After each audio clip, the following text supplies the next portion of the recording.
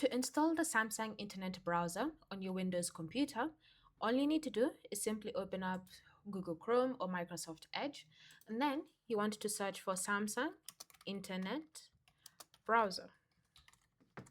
From here, you should see different search results, but what you want to do is simply select Samsung Browser from the official Samsung website. So go ahead and select that. And once the website has successfully loaded, you then want to scroll down and you should see this download button. So go ahead and click on download to install the installation file onto your computer. So here it is, you can see it's successfully downloading. And once it's successfully downloaded, you want to go ahead and open the installation file.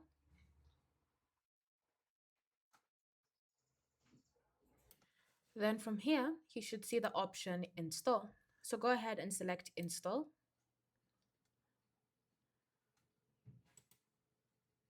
And then simply wait for it to be downloaded onto your computer.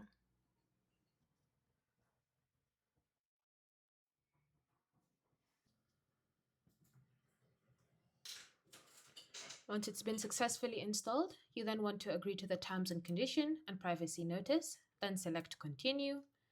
And if you do have a Samsung account, you can choose to sign in and sync with your other devices, or you can choose to select not now and do that later.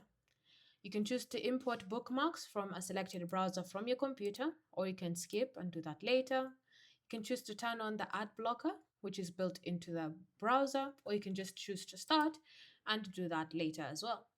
From here, you now can use the Samsung Internet Browser on your Windows PC or your Windows laptop. Thanks for watching. If you have any questions or comments, leave them down below, and I'll see you in the next video.